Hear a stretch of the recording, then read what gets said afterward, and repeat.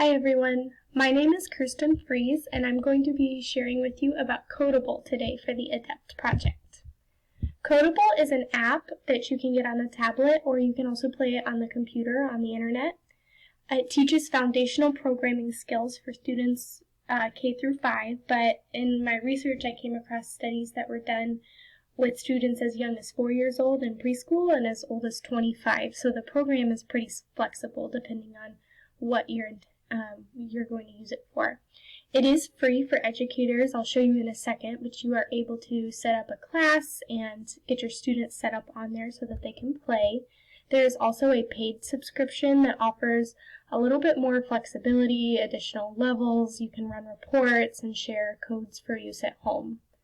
And that is $9 a month, and it goes up from there. So I will show you what it looks like. So this is the teacher demo mode, so all levels will be unlocked.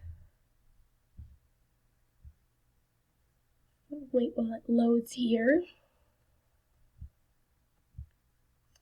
So this is the kind of the home screen, and the cool part about Kodable is that it also offers some options for creativity. Students can build their own little fuzz guy, which are their characters in the game. They can also design their own game and even make their own games.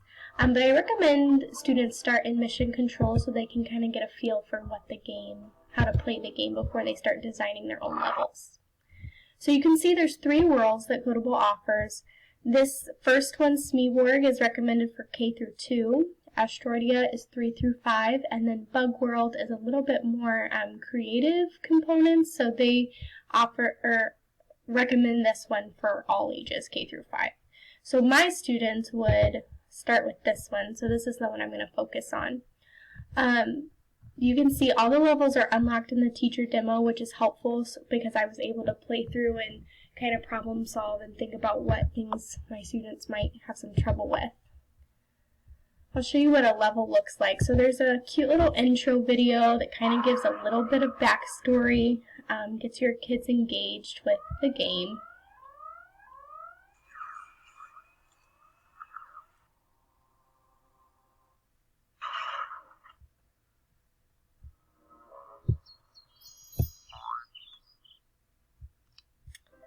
So one of the features that I really appreciate about this game is that there isn't a whole ton of reading. All of the directions are in this very visual or example-based format, which is really helpful for primary students. So this is the kind of tutorial that is built into the first level. You can see these arrows will appear on this level only, but in the next levels, those supports are faded back. So basically, students will build their sequence to get their little fuzz guy through the maze successfully and collect the stars. Show you one more, and you can see how some of the supports have already been faded back. It's not going to show you where he's going to go. And then we'll play it. Something that is cool about Kodable is if you make a mistake, you can try again as many times as you want. There is no lives or students don't lose points or anything like that, so it really encourages experimentation and problem solving and puts the focus on just solving the level. So the first level is just sequencing. They're just going to sequence the arrows to get through the path. And then as you go up, when students start, they kind of work through across this way, and these levels unlock as they beat each one. And the levels get a little more complicated. So condition, if you're familiar with programming, they add if-then statements. So if the Kodable hits a yellow square, he's going to go up or down depending on which way in the maze you need him to go to get the stars. They added loops. So the boxes that you're able to use for the sequence across the bottom are reduced, so it kind of forces you to think about how you're going to loop or even add functions and repeat them to get your little fuzz guy through the maze in the most efficient way possible. So back to our presentation here. That's kind of an overview. Some reasons why you might use Kodable. a lot of the research that I was looking through it supports using apps like Kodable or Diary for Daisy is another one, because it really builds on these computational thinking skills. So these are skills like sequencing, learning about conditions, which they obviously have a whole level for, planning, because students have to plan how they're going to complete that sequence before they're able to play through it.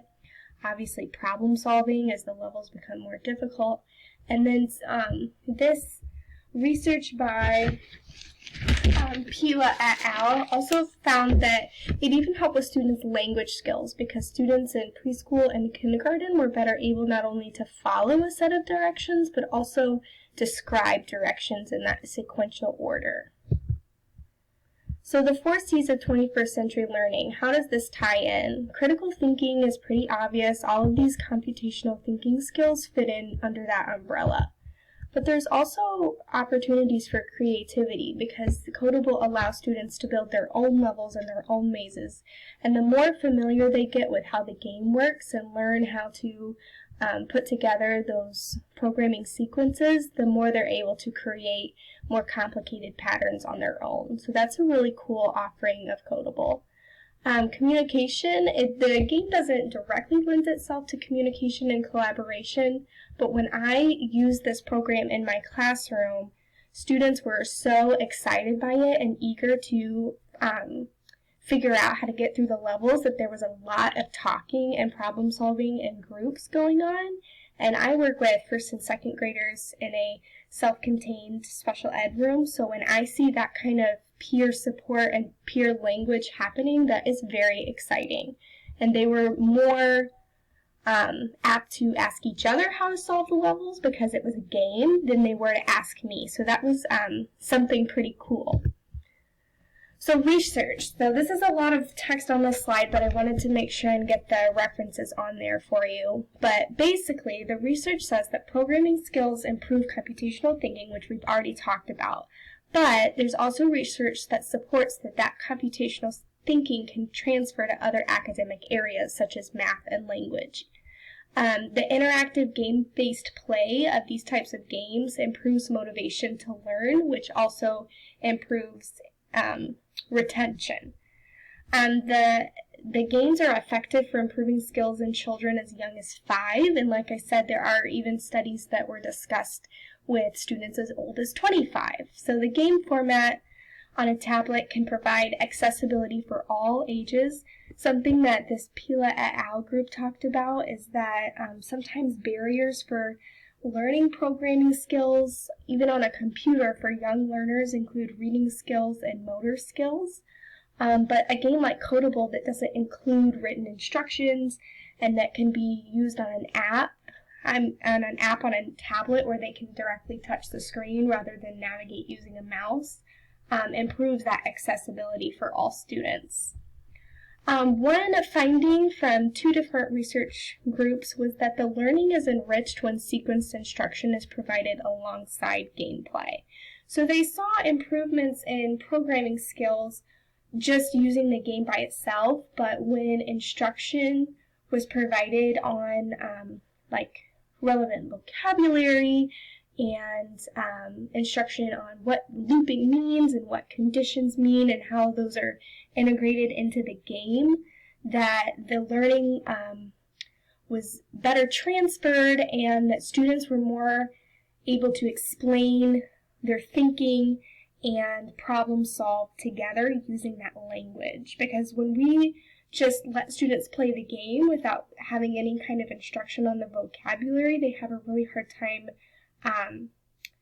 using words to explain what they're doing and why they're doing it. So one finding by Vanasek in 2019, though, was that when they are able to play the game, teachers should allow those students to experiment and problem solve and even to fail and try and figure out what they can do to get through the level, rather than just immediately give them, yeah, that's right, or no, that's wrong.